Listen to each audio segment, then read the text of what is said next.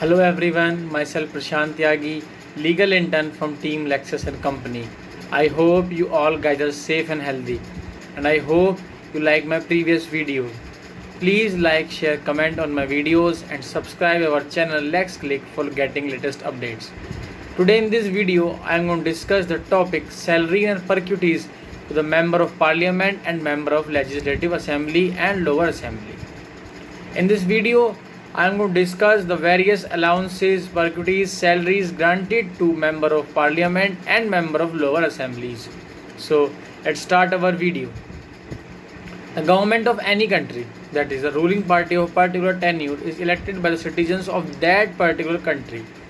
Later on, the government is formed by these Member of Parliaments and Member of Lower Assemblies by winning the majorities votes in the Council of States and the House of People respectively on the Assembly election in the foreign countries at the time of election.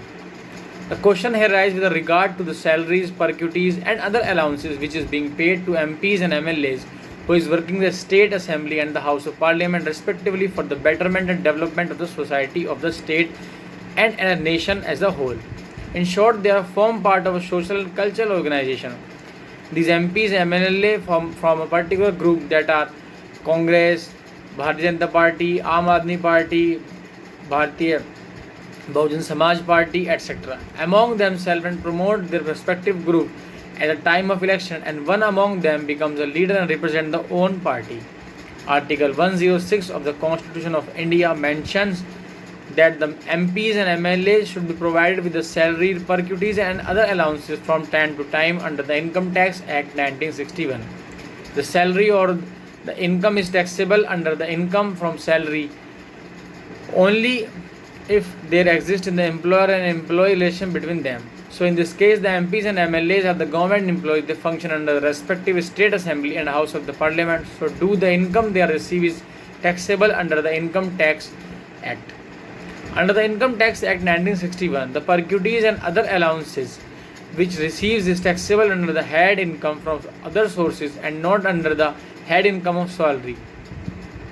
The perquisites and allowances is exempt under section 10 subsection 70 of the Income Tax Act 1961. There are various allowances which are being granted to the MPs and MLA during tenure, that are travelling allowances, medical allowances, food allowances, telephone allowances, hotel accommodation allowances, etc.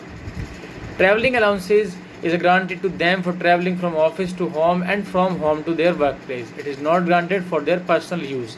They are also provided with medical allowances for their routine health checkup, no matter it is fact that some MPs do go through the monthly health checkup for their fitness.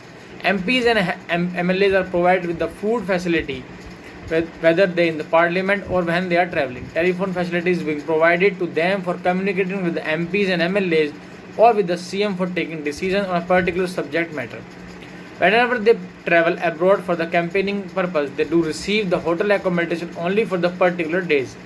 On the other side, some MLAs and MPs do not make the irrational use of these allowances prescribed to them, which is against the provision of section 10 subsection 17 of the Indian Income Tax Act 1961, and henceforth it is not exempt. Article 104(1)(a) and Article 19(1)(a) of Constitution of India outlines that no MLAs and MPs should hold their office for profit for their fruitful gain, which is strictly against the provisions of the Constitution of India. In recent case is that of 20 Aam Aadmi Party MLAs being wrongly elected as a member and were holding their office for profit due to insufficient evidence and reasonable been provided to the court. The court ordered the restoration of their office. The news is also being wild that the Finance Minister Arun Jaitley made an irrational use of money for the marriage of his daughter. Article 125 and 221 of the Constitution of India prescribes the salary to the judges and the magistrates. The salaries which they are taxable under the head income from salary because they are government employees. The loop side of the article of that are MPs and MLA trustworthy enough to be elected as Chief Minister of a particular state or a Prime Minister of a country. The expenditure which is incurred during the campaigning by any party contesting electoral poll is the treasury of the government and not out of the pocket expense of these MLAs and MPs. So there are very chances that these hard-earned money of the citizens can be utilized abruptly. The cost which is mainly incurred are for public meetings, promotions via print media, banners, posters, vehicles on rents, etc. So these are the add-on benefits which are received by the electoral party by and from the government. The Lok Sabha has increased the cost of expenditure from rupees 40 lakhs to rupees 70 lakhs for bigger state Maharashtra, Madhya Pradesh, Andhra Pradesh, etc. Talking of trustworthiness, the former Chief Minister of Bihar, who is being involved in the further scam, fraudulent money without money from government treasury, the Supreme Court in this case passed an order against him and sentenced him to imprisonment along with fine. So these are the ministers who should not be paid any allowance, perquisite, pension, etc. Also the retired MLAs and MPs not be provided any further salaries, allowances, perquisites, pension, etc.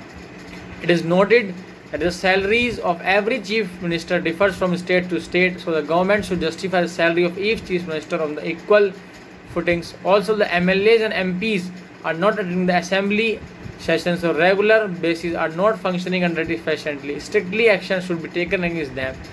There are also such chief ministers who have donated their salary to their party. For example, former CPI Communist Party of India Minister M. Manik Sarkar. It is well enough that these ministers are paid their taxable income during their tenure of service to a particular state or a country, but it is unfair that they don't get their taxable income and avail government facilities even after retirement. During the Congress reign, the ministers were far from corrupt and fraudulent in the terms of various schemes and development they have brought up in terms of campaigning economic affairs of the country, etc., as compared to the Bharatiya Janata Party government. If we think such of corrupt government, then I think the salaries, perquisites and other allowances are being paid to justify the public so as to cast their crucial vote them during elections. Taking into consideration the issue, the present Act of Salary, Allowance and Pension of Members of Parliament Act 1954, Representation of People Act 1955 should be amended from time to time by the Government of India. I hope you like and understand this topic, salaries and perquisites to the MPs and MLAs. Please like, share, comment on my videos and subscribe our channel. Let's click for getting latest update. Thank you so much. Stay safe, stay tuned. Have a nice day.